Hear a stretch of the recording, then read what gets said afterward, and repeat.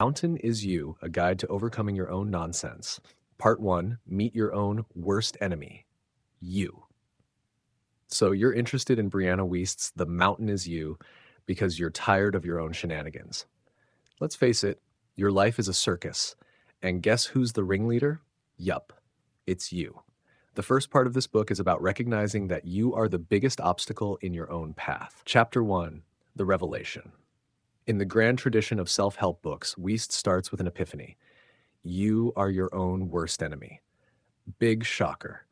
The first few pages are like an existential slap in the face. Imagine looking into a mirror and realizing that the person staring back is the one responsible for all the chaos in your life.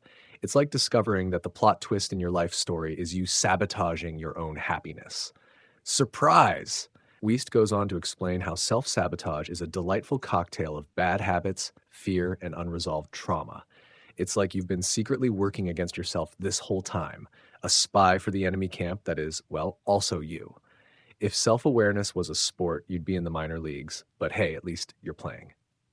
Chapter 2, The Patterns. Next, we dive into the thrilling world of patterns. Not the fun polka dot kind, but the destructive ones that make your life a never-ending episode of Why Me? Wiest likens these patterns to mountains that you keep trying to climb but end up rolling back down like a cartoon character. She wants you to see that these aren't just bad luck or fate, they're your own doing. Isn't that just peachy? The author uses examples that are amusingly relatable. Have you ever made the same poor relationship choices over and over, like it's some twisted game of romantic Groundhog Day? Or maybe you keep sabotaging your career because deep down you believe success is for other people. Wiest is here to tell you that yes, you are indeed doing this to yourself. Joy. Part 2, The Science of Being a Hot Mess. Now that you've identified yourself as your biggest problem, let's delve into why you're such a mess. This part is like an uncomfortable therapy session where the therapist is a book and it's calling you out on all your crap. Chapter 3, The Brain, Your Frenemy. Wiest introduces us to our brain, that 3-pound mass of goo that's apparently been orchestrating our downfall.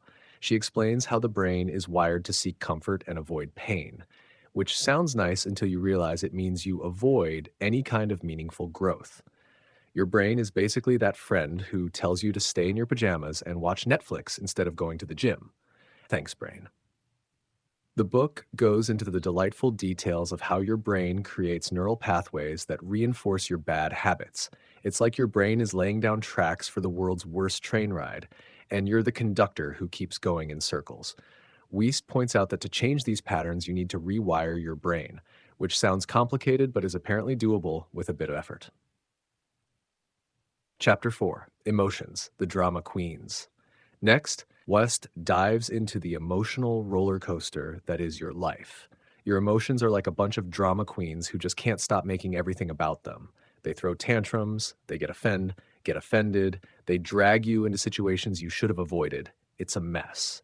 The author explains how emotions are tied to our survival instincts, which is why you freak out over minor setbacks as if you're being chased by a lion.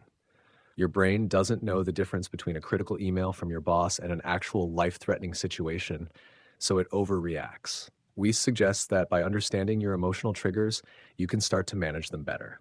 Easier said than done when your emotions have the maturity of a toddler on a sugar high. Part 3, The Grand Adventure, Climbing the Mountain of You. Now that you're sufficiently aware of your own ridiculousness, it's time to start the hard work of self-mastery. This part of the book is all about taking action, which is another way of saying you have to actually do something about your mess. Chapter 5, Setting Up Base Camp. Wiest starts with the basics, setting up a solid foundation for change. She talks about the importance of routines and habits, which is ironic because if you had good habits, you probably wouldn't need this book. Nevertheless, she insists that creating a morning routine or a self-care ritual can help you start reclaiming your life. The idea is to set up a base camp from which you can start your climb. Think of it as the boring but necessary prep work before the big adventure. It's like cleaning your house before you can invite people over. Annoying but essential. Chapter 6, The First Steps, Baby Steps for Adults. Now, Wiest encourages you to take small, manageable steps towards your goals. She knows you're not going to overhaul your life overnight because, let's be real, you'd give up by the weekend. Instead, she suggests starting small, like really small. Want to get in shape? Start with a 5-minute walk. Want to write a book? Write one paragraph. It's almost laughably simple, but that's the point. The idea is to build momentum without overwhelming yourself, which sounds great in theory, but can feel like you're just inching along. Part 4, The Summit, Becoming the Master of Your Own Circus. Finally, after all the self-reflection and baby steps, we get to the part where you supposedly become the master of your own life. This section is about maintaining your progress and not slipping back into old habits, which is easier said than done when your old habits are as persistent as a bad penny. Chapter 7, The Peak, Mastery and Maintenance. Wiest talks about what it looks like to reach the peak of self-mastery. Spoiler alert, it's not about being perfect. It's about being better equipped to handle the ups and downs of life without falling apart. You're still going to face challenges, but now you have the tools to deal with them without resorting to self-sabotage. The author stresses the importance of ongoing maintenance.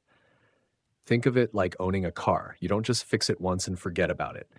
You have to keep up with regular maintenance to prevent breakdowns. It's the same with your mental and emotional health. Wiest encourages ongoing self-reflection, regular self-care, and staying vigilant against old patterns creeping back in. It's like being on constant watch for your inner saboteur. Chapter 8, The View from the Top, Enjoying Your Hard-Earned Success. The final chapter is all about enjoying the view from the top of your metaphorical mountain. Wiest encourages you to take a moment to appreciate how far you've come, even if you're not where you ultimately want to be. Progress is progress, and you deserve to celebrate your victories, no matter how small. She also warns against complacency. Just because you've made it to the top doesn't mean you can kick back and relax forever. Life is an ongoing journey, and there will always be new challenges to face and new mountains to climb. But for now, take a moment to enjoy the fact that you've conquered the biggest obstacle of all, yourself.